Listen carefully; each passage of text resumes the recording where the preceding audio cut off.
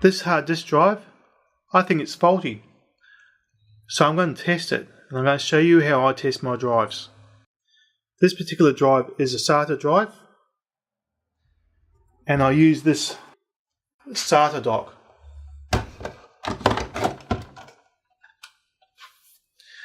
The SATA dock is plugged in via eSATA cable to this laptop.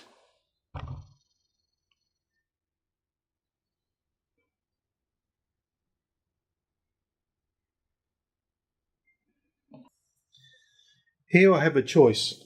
I can boot the laptop up with Windows 7, or I can choose to boot using the HiRIM boot CD. In this case, I'm going to boot using HiRIMS. Mini Windows, and I choose XP. I find that using the HiRIMS Live XP works most times, and that the Windows 7 Live boot doesn't.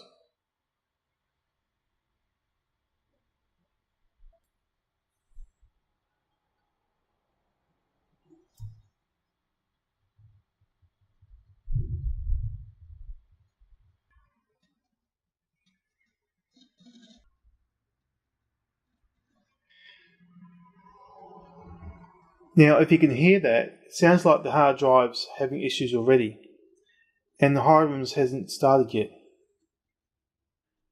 And actually, in this case, I'm going to turn this off.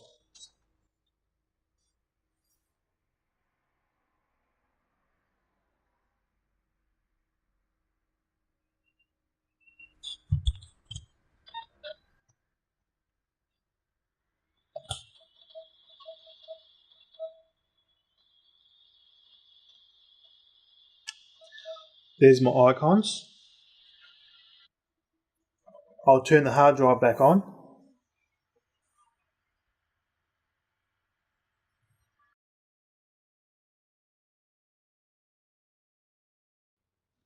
What you just noticed is that the HiRIMS XP Live is resized to the desktop. I don't want that. I'm going to change it back to what it was. Under settings, I'm going to bring it back down to 800 by 600. Now on the HiRIMS menu, under hard disk, you'll see down here the Victoria hard disk info test.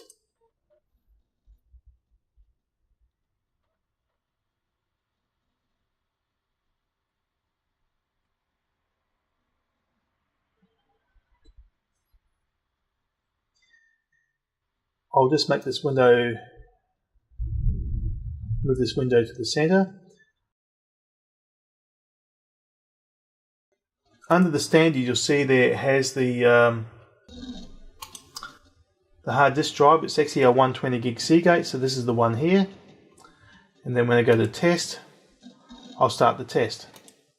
I then change this to a grid off.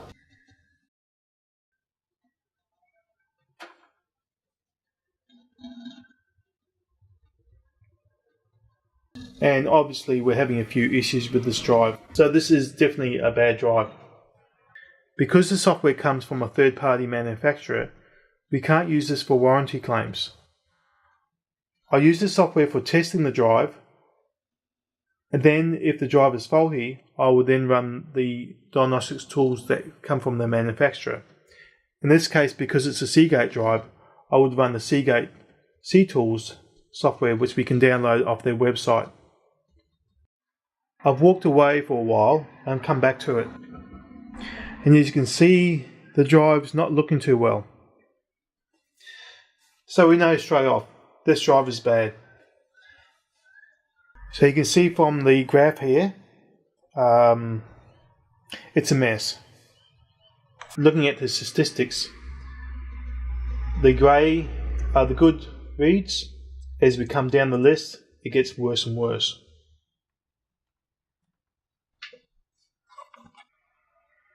The drive itself is making some strange noises.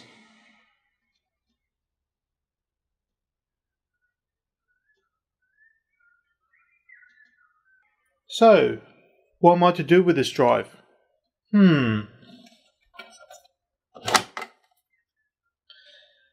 Let's pull it apart. Now, is there any repair reason for me to pull this drive apart? No, I'm just going to disassemble it.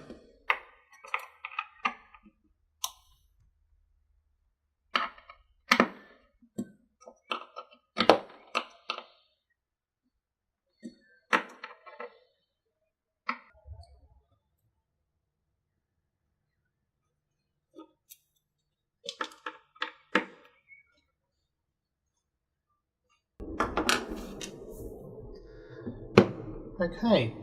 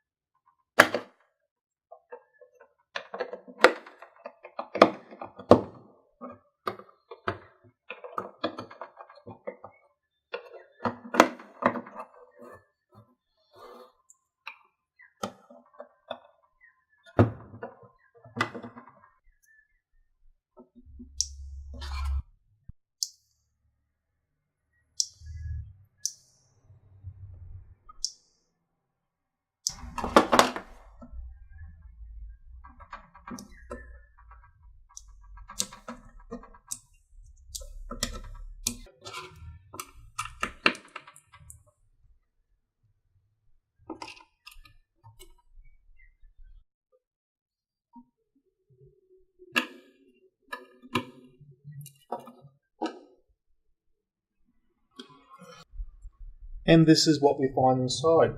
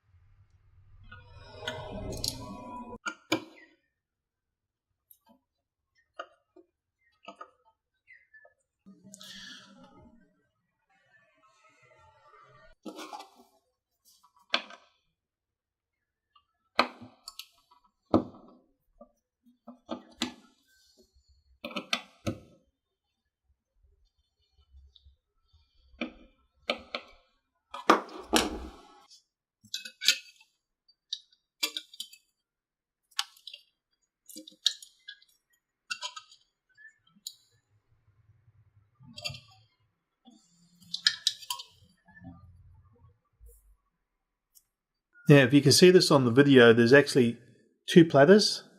This one in my hand, and the one inside the drive still. And then there's three arms. The top, the middle, and underneath. On the bottom is the circuit board.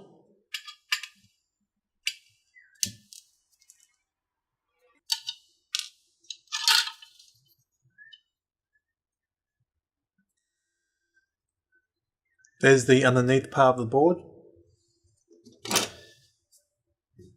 And here we have the interface to the spindle motor, and then the interface to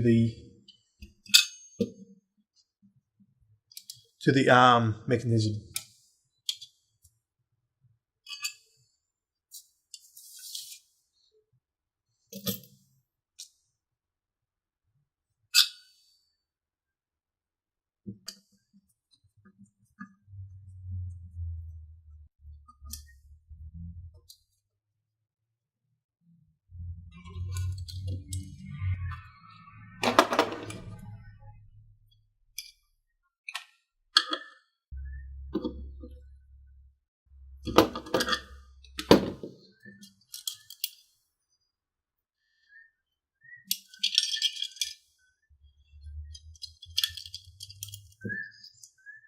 This is where it connects to the board, and this is where I'm probably going to stop pulling it apart.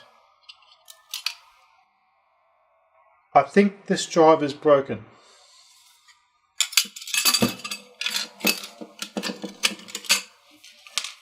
I'll try to put this back together.